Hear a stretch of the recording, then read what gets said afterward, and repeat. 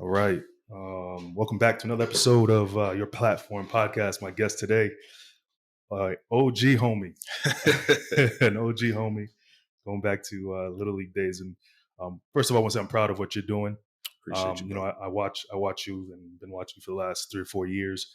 But I'm here with Collin Potter, owner of I'm going to mess this up because Potter Quality Remodeling. Yes, sir. And you started your business.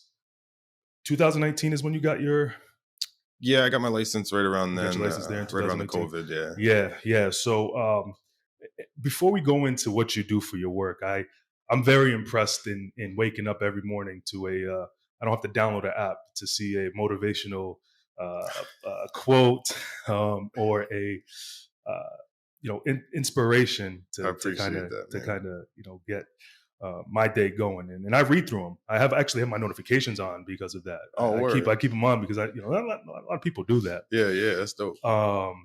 And for me, I think the positive mantras and those my former boss calls them isms, but I think those are valuable. And a lot of people don't. I think they say them, but they don't really believe in them. And one thing I think I've learned about you in the last couple of years, following you from afar, right, from Facebook and seeing that, is that you truly believe in them. I do. And I love that. So I want to talk a little bit about that first. Definitely. And also talk about the book that you wrote. Is that a book that you wrote, or is that? So talk to me a little bit about that. So basically, a good friend of mine took all my writings from about a year and compiled them and edited them and put them in a book for me. That's cool. So is this something that you're going to release, or? Yeah, so I wasn't crazy about the publishing deal, how they did it. Yeah. It was more of a gift, but now it's in a format that I could potentially put out soon. Yeah. So I'm definitely So talk to me about that. So is that something that you have done? Is it based off of you said your Facebook posts, or is it just something you just kind of just jot down? All off my Facebook posts, and I try to write. I don't write as much as I used to. I try to write a few times a week, whether it just be journaling or what's going on in the world, thoughts, ideas, business ideas, just anything in between. What inclined you to do that? Content on the internet. Yeah. Seeing so many people just so overstimulated. Yeah. And it seemed like everybody's just running around every day. Right. Just thinking they can't do this, can't do that, and then everything's fake. This video is fake. They didn't really do that. It's like you could really do that. Yeah. So let's go through a couple of things. So I'm curious to know how I've been engaging people on my show, and which specifically the purpose of my show is to have these conversations with people like you. And I think everybody has a story. So whether that be I had the cards laid for me on the table, or I was homeless and I built this what I have today. Bring me to where you are today. What it's looked like for the last decade, and what values and principles that you use in your life to get to where you are today. So it's interesting. I never studied carpentry. No. I went to Grasso Tech for automotive. Okay. I graduated. 1 month later, I started at Lincoln Technical Institute for diesels, work on 18-wheelers. I graduated from there, was looking for an internship. And one of my teachers came and got me and said, "Hey, I have a construction business. Why don't you come work with me for a couple weeks till you get something?" Mm-hmm. I was like, "Yeah, cool, make some money." I stayed there for about 10 years. We started off, first project I did was building houses and stuff. I loved it, fell in love with it, fell in love with the work, helping people. What did you love about it? I think purchasing a home may be for most people their largest investment they might ever make. So I think taking that from a house to a home, and really, especially when people, save their money and hard-earned money and then want to do a renovation. Right. I want to be through that process with them. And I think it's a cool process to go to. And I love just the change of pace every day. It's not just doing brakes or tires or this, we do everything under the sun. So are you on your own, or what's your? Yeah, so I have my own company now, fully licensed and insured, general contractor. Starting to get lead certifications to open the door for just more city work. I've noticed a lot of these older homes in Norwich, New London stuff, they have a lot of lead paint and hazardous materials. And it's expensive to renovate all that stuff. So I'd like to be able to offer good services just to pretty much everybody. Yeah. So what were your challenges early on in your, going back, so you started 2019, you started. Yep. You were working for someone else beforehand. Mm-hmm. That bridge to going from having a boss to being your own boss, what were the challenges like? First thing was confidence. Yeah. I think any new business owner, you have those days where you say, "Is this going to work? Yeah. Can I do this?" Definitely. Just trusting yourself to start taking bigger risks Right. and recognizing that I got through this and I did it Mhm. successfully. Mhm. I should keep going. So that was probably my biggest challenge at first, is taking the risks. And then once I started taking risks and got more confidence in Yeah. myself, everything just started flowing. It's funny because I actually shared this yesterday with a couple people. I've actually been just talking about this, and maybe you can chime in on that risk standpoint. I think that when it comes to risk, that's a level of uncomfort, and we're wired to be uncomfort. We're wired to be comfortable, right? We want to get back. We want to do things that are easy, that don't hurt, because we want to avoid pain. And I relate this to this podcast in itself. I, for the first time in my for the first time in my life, in a long time, I should say, I won't say the first time, but for the first time in a while, I feel myself pushing past uncomfort during this podcast. And that goes as far as sitting down here today. Like, man, I know you, right? For the most part, everybody that's been on my show, there's only one person that I didn't know. Uh, the other 10 episodes is people that I've met over the last year, or people that I've known my entire life. Mm. Um, but for the first time, I feel what it means to push through uncomfort. It's doing the things that you don't want to do. And I think that there's a misconception to uh, once you get past uncomfort, like once you get past that, that you're over it. That's not true. That uncomfort's there's going to be there daily. 100%. And I wonder, in other people's work and in what you just mentioned, is that can you agree? Is that something you would agree to? Yeah, I think you have a level of comfort. Once you get outside that level of comfort, you got to take some pride, and Sure. you really got to analyze that. Hey, I Right. Right. did this. Right. But then you just go to another uncomfortable situation. They Exactly. don't stop. Growth happens in Yeah. uncomfortable places. Yeah. Absolutely. Absolutely. So your passion kind of for remodeling, is it specifically because you do a couple of things, it seems like, right? You Yeah, do the so woodworking and I pretty much do everything from yeah. frame to finish. Yeah. The only bigger things I don't do is like the roofing and larger siding jobs. I just don't have a crew, and I think it's a very competitive field Yeah. to be Yeah. in. Yeah. But everything else, yeah, I was lucky to study under a guy that just knew products Hmm. really well. Yeah. And we come from the automotive world too. Sure. Sure. So just the mechanical side of it, if I could see it taken apart, Yeah. I could probably do it Yeah. once or twice.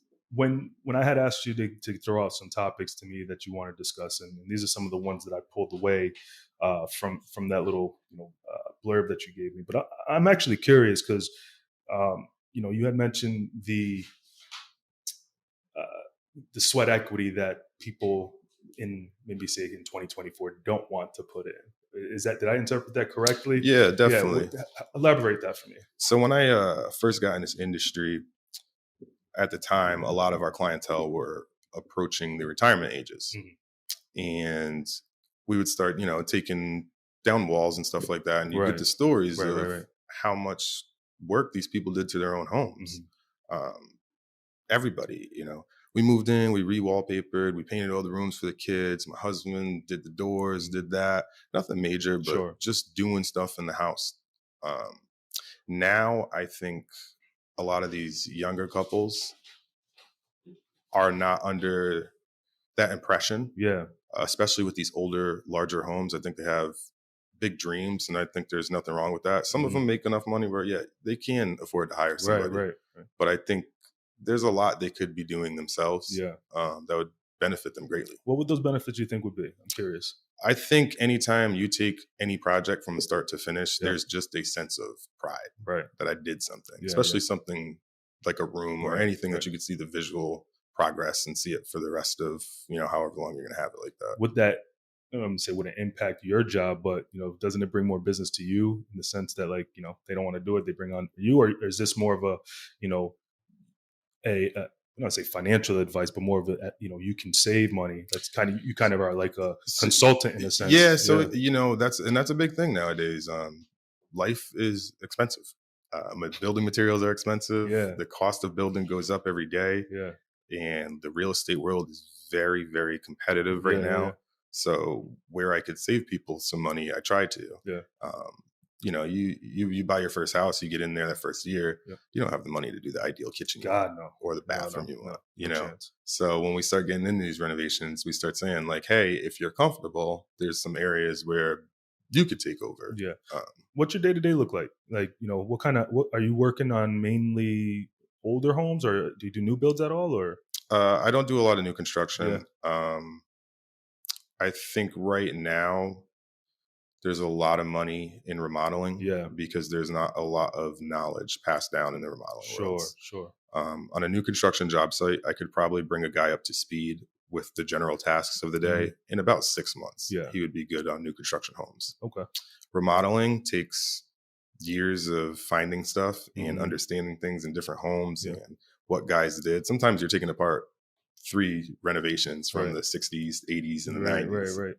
So I like the detective work you have to do, Yeah. but the knowledge transfer, it's amazing what Mm. these old master carpenters know and Yeah. how much they know about the How homes. much of research are you doing on your day to day for your own field? Right. So we got our daily lives. You want to do like I read, I just posted the other day, I'm reading Jordan Peterson's 12 Rules for Life. But like in terms of, I always find myself caught in between wanting to read something for pleasure, but I probably should be reading a lot for work, because things change in the industry. How Yeah, much of that stuff are you doing? it's very hard to clock out of work. Yeah. I have to research material Mm, often because it's always changing. There's new material, and I want to be able to offer everything I can to a sure. customer. Sure. Uh, but I want to know what the guys in the industry are doing. Yeah. Some of the best carpenters in the world on $1 million houses, they might use tools that can be very significant to me that I Right. might not see Right. that Right. may increase my productivity. Right. Right. So yeah, I spend an unhealthy amount of time Okay. studying my Well, craft. that's good though. I mean, in my opinion, I wish I studied more. I mean, I'm stubborn, like I said earlier, right before we started the show. I get to a point of, I think that, not that I know everything, but I know enough to, you know, and this is why I'm glad I have you on, because I'm going to ask you a couple of questions regarding my field. But I get to a point that, like, I think I know enough, but things change so rapidly, whether it be AI, and you just mentioned the new material for homes. When we calculate it from the insurance standpoint, we calculate the cost per square foot to replace the Sure, house. sure. It's not the market value. It's not what people pay for the house. So, and I think that's a little bit of a misconception I often have to explain ACV and yeah, depreciation when I yeah, work on insurance right, jobs right. for homeowners. Hmm. And I think it's tough. I think that should be some type of education Mm. taught. What is your homeowner's policy cover? Yeah, What happens when you have a claim? yeah, Um, because I find myself, and I was ignorant to it. I had to work for it was one of the years we had a lot of snowstorms. There yeah, was yeah. ice dams everywhere. Right, So I right. was just lucky to do almost primarily insurance work for Hmm. 2 years. Yeah. So I did tons of walkthroughs and adjusters and everything like that. And it's Hmm. a whole different animal. Yeah, that's, it's funny that you said that, because I do take pride in the education piece. I do. That's something I do from start to finish. When people come, especially when they're buying their house, whether it's a first time home buyer or it's somebody who's bought the second, third home, I'm going through those coverages as to, because that coverage A amount is the dwelling, it's the house and the structure of the house, Right. right? And a lot of people are just like, no, I just want the price. Well, it's my job to go through this with you, because what happens if you have a claim and there's a loss? Right. When you think about the materials, what are some changes are you seeing in the materials from, let's just say, 5 years ago? Costs are increasing. Is that the same type of material that's increasing, or is it newer material that's caught, like that we have that's driving the cost, increasing costs? I think we live in the day and age of if it could be maintenance free, Mm. we want it. Yeah, I think a lot of people want maintenance free stuff. of course. I really, as a carpenter, I love seeing natural products on homes. I like Sure. seeing wood, Yeah. cedar shake, stuff like that, wood decks. Mhm. Um, I will admit, maintenance free stuff, a lot of these plastics and vinyls and composite materials, they're nice. Yeah. They are, like I said, they're maintenance free. You don't have to do too much to them. They could be lighter. They're very expensive, though. Hmm. And so we got this. Do you want to paint your deck every 3 to 5 years? Right. Or do you want Right. to spend an extra $7,000 on this project? Right. Um, So it's interesting. But you also got to be weary of products. Products come out. Yeah. You got to watch them. Maybe they use them for 3 years. Right. Maybe it's phenomenal in a desert climate Right. in Arizona. Right. but it won't stand up to New England's winters. Right, right. What's happening now with building costs? So I follow politics, and we got stuff that's happening in the Middle East. We got stuff that's happening, Israel. Um, I remember when Russia invaded Ukraine. There was a little bit of we had some supply chain shortages, and I think that's kind of when, and you could correct me if I'm wrong, but I think that's when things kind of just shot up. Yeah, COVID was a lot of it Yeah, too. yeah, yeah. Once we shut down a lot of the lumber yards and Mhm. factories and stuff like that, we had these large time lapses, and a lot of material got confused on job Yeah. sites, kind of lost in the mix. And I think with people spending so much time at home without with the uncertainty that this could be a forever thing. I mean, look how many people are now working from home a few days a week, or if not Yeah, most, right? yeah, So we went from like making open floor yeah. plans 10 years ago, and now people are like, well, can I put up a wall here and get my Right, office back? right. What was COVID like for you? Busy. Yeah, yeah. Like Uh, from 2 weeks to slow the pandemic to just right. busy. Phone calls Yeah, every day. People are home, they're staring at stuff. yeah, Some people got stimulus checks that were doing okay, yeah, yeah. that they could afford to put a couple of dollars here. Right, It was an interesting time. right. Going back to, I'm curious. Going back to the sweat equity piece, and because I kind of went off a little bit. What advice do you have to young buyers that are, whether it's a remodel, what would you suggest to them going, So two things. The University of YouTube is a wonderful yeah, source. yeah, for sure. And don't kid yourself, professionals are on there every day watching other professionals. Right, right. And I think the products that are out there now are easier to use Mhm. and easier to learn about. Yeah. Almost everything comes with step-by-step videos, Yeah. sometimes by the supplier themselves. Um, a lot of manufacturers are actually starting to advertise to customers specifically. Mhm. I have building supply houses that you can't walk in there and get pricing. Only Yeah. I can. Yeah.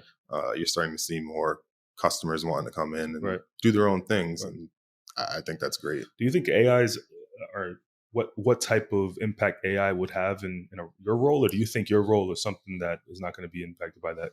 So I just downloaded these 3 apps and I haven't got the chance to use them yet. But I Mhm. saw a guy walk on a job site and he took his phone and he took a video of a deck. Mhm.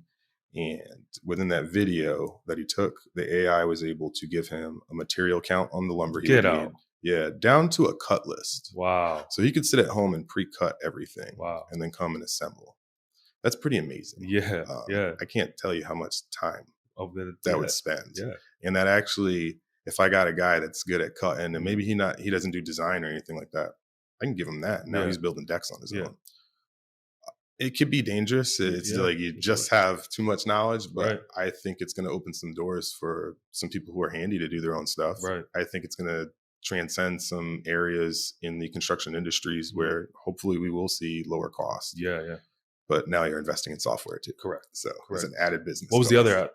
The other, you said there's 3 apps you down, or Well, kinda all the same? yeah, they're all the kinda same. One does decking, one Yeah. does roofs. The roof one was interesting too because now I see guys, the old days you'd get up on the roof and you'd measure it. Mhm. Then you got guys who will take strides across the house, Yeah. and then you can get close on your measurements. Yeah.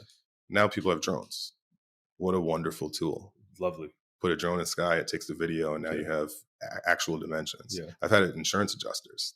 I'm not getting on the roof to go look at it. And they just pop up a drone? Boom. Now we both have perfect pictures of Wow. even the hard to see areas Yeah. too. So I think technology definitely has its place. I was looking at a company the other day. I can't remember their name, but what they're trying to solve is job site Wi-Fi. Mhm. And so you could be able to run all these tools in the Right. middle of nowhere. Right, right. Oh, that's So great. yeah, I think we're on the brink of some There's some innovations coming. definitely, Yeah, yeah. definitely. Awesome. Walk me through your process, right? Somebody, I call you up. What's that process like? And and this is actually real.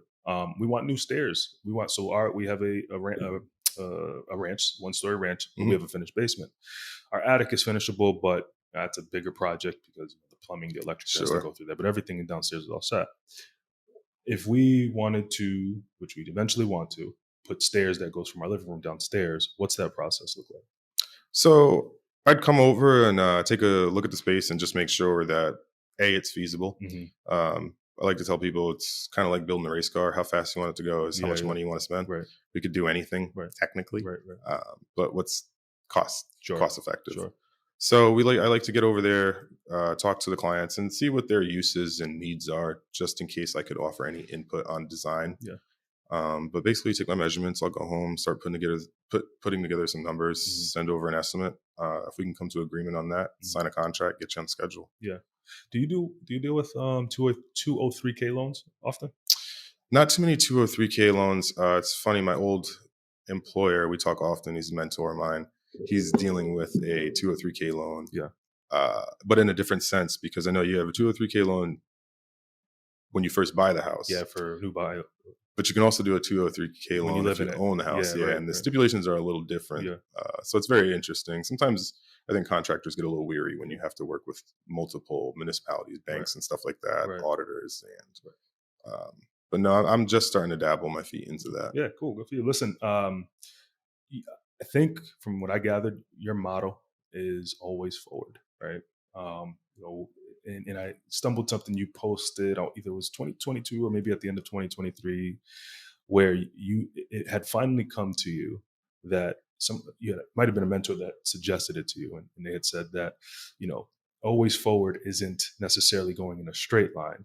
It's just getting into that destination. You go left, right. How much of that motto is part of your vision for what you do for work, um, and what you want to leave for your legacy? I think it's everything. It's it's everything I do, and I come across these times where I have to sit back and go, man, I'm having a frustrating Yeah, week. yeah, Am I still progressing though? I'm right. like, yeah, you are. Mhm. It's just not at the rate or the path that you saw. We think everything's going to be so straight, Right. and you think you're going to see your growth visually very easy. Mhm. And sometimes you might have your head down for 6 months and look up and go, wow, Yeah, I built this, yeah. and it's working. How do you block out the noise? I mean, there's a lot of noise, right? There's a lot of noise, and I ask this more so for myself because I think fortunately starting the podcast it's allowed me to block out the noise. But I think there's a quote. I don't know if Denzel requoted it or he said it, but he said if you're what I had read that he might have said was if you're paying attention, you're misinformed, but if you're not paying attention, you're disinformed. And Mm. I catch myself in between of like there's so much stuff that I want to do, that I want to pay attention to. But how do you block out the noise?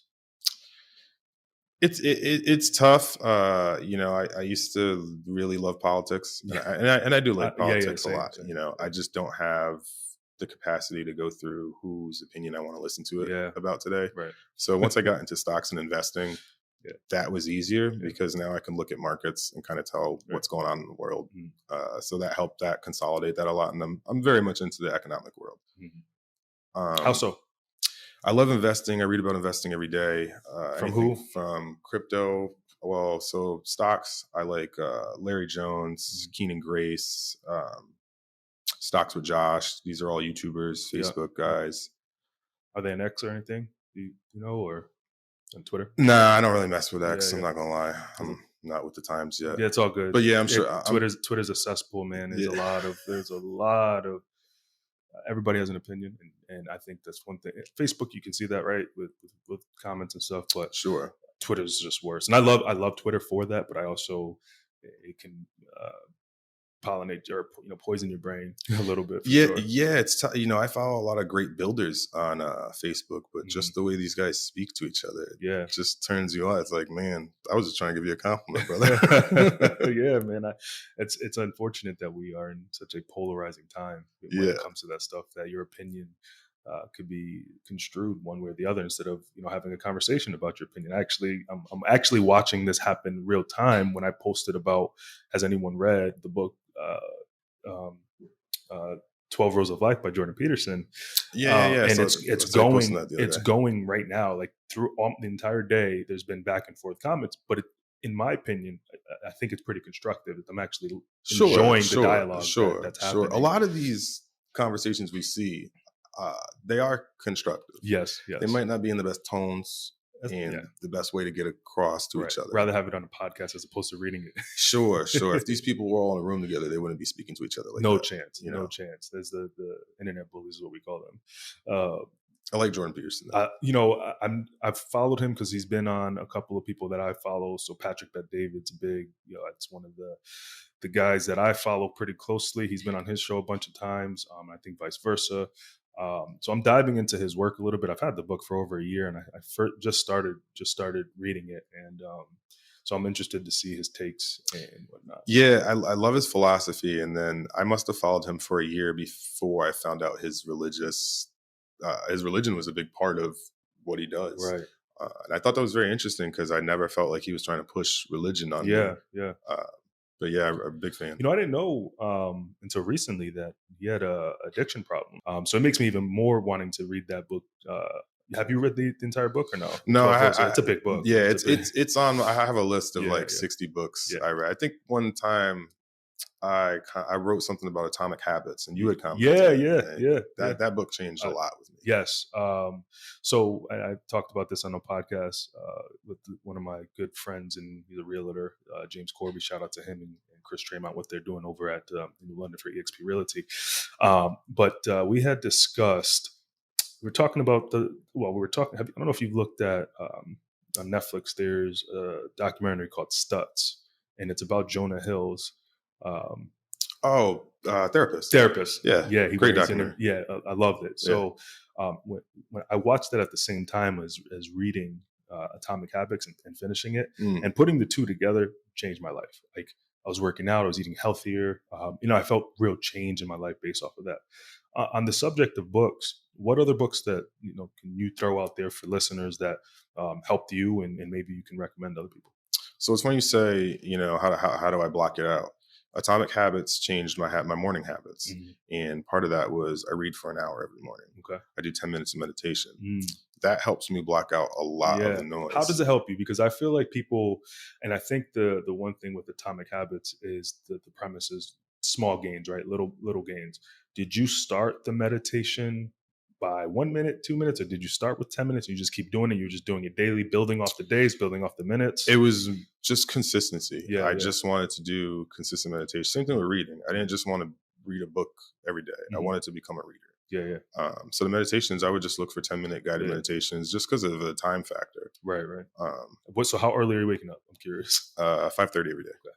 But I've been doing this for about 14 years. You've been it's I don't need it. I don't need a clock. No children. Yeah, that's. I didn't mean to say it like that. No. I love my kids. I have a 4-year-old and 2-year-old, and they get up early. And me and my wife, we did it last week. We got up at 5:30. We looked at each other. She was like, "Should we get up?" And I said, "Yeah, we should get up." So we got up. We worked out, and we felt great, and we were really productive in the next couple of days. And I think that's kind of where I'm at with it, because it's the consistency piece, I think, is the hardest piece. The consistency which builds discipline. Consistency in anything. Yeah, in anything, right? In anything. And so you read an hour a day. That's great. I'm trying to get that. How many pages you get through? You think probably an hour?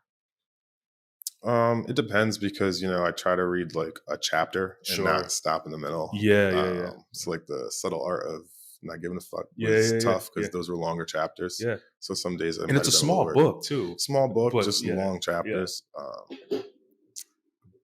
But I'd say I read about at least 20 pages. That's perfect, man. Depending that's on perfect. what the text is. And I think that's where you build that consistency, and I'm really excited to have this conversation. Like I said, any other books that